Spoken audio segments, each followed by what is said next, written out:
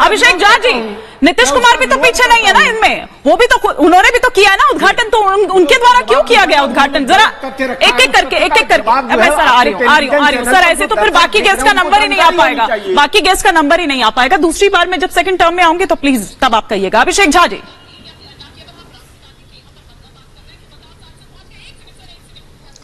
मुझे लगता है कि भाजपा के साथियों ने ठेका उठा लिया है भ्रम फैलाने का। नीतीश कुमार जी के विषय में कैसे बता रहे हैं? शताब्दी वर्ष समारोह बन चुका है विधानसभा के परिसर का और एक विस्तारित भवन बना है। अरे भाई, कहीं अगर विस्तारित भवन बनता है या कोई छोटी सी चीज बनती है तो स्पीकर उद्घाटन कर देते हैं, सीएम उद्घाटन कर देते हैं। आप दिन की तुलना रात से कैसे कर सकते हैं? अच्छा, यहाँ तो पूरा का पूरा नया संसद भवन बनकर तैयार हो रहा है और विधायिका के हेड, भारत की प्रथम नागरिक महामहिम राष्ट्रपति महोदया उद्घाटन करती, यही देश की आम आवाम की इच्छा है। और तब जब हम विरोध के स्वर अपना रहे हैं तो ये लोग एक्सप्लेनेशन देने के बजाय ढिठाई कर रहे हैं। आपके माध्यम से मैं इनसे बस छोटा सा सवाल पूछना चाहता हूं, क्या राष्ट्रपति को या उपराष्ट्रपति को निमंत्रण गया है या नहीं? और निमंत्रण गया है तो उसके आलोक में क्या जवाब आया है उनका? देश की जनता जानना चाहती है।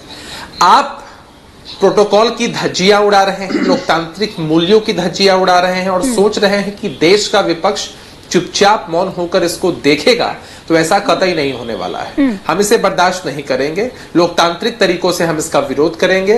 और आप ऐसे उदाहरण देकर देश की जनता को भड़काना चाहेंगे तो यह कहीं से उचित नहीं। अच्छा बात है अभिषेक झा जी, ये तो आप पहुंचकर भी कर सकते हैं ना, विरोध तो आप तब भी दर्ज करा सकते हैं। ये क्या बॉयकॉट का आप लोग राग हमेशा लापते रहते हैं, हर बात पर विरोध के नाम पर सिर्फ विरोध? देखिए, लोग नहीं, हर बात का विरोध नहीं, इनकी गलत नीतियों का, इनके गलत राजनीतिक आचरण का विरोध है। और अपनी आंखों के सामने विपक्ष के सभी सांसद इस तरह से संसद की मर्यादा को तार-तार होते हुए देखना पसंद नहीं करते हैं, इसलिए इस तरह का विरोध का रास्ता चुना गया है।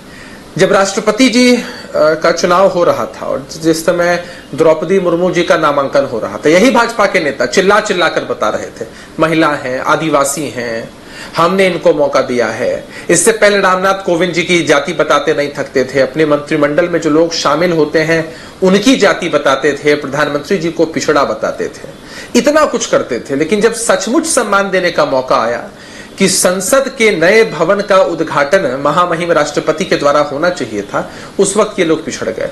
क्योंकि इनकी प्राथमिकता में है खुद की मार्केटिंग, खुद का पीआर, इनके लिए सबसे इंपॉर्टेंट यही चीज है। और देश की जनता तो इस बात को देखकर खूब समझ रही है। तो विपक्ष के लोग अगर विरोध ना करें तो क्या करें?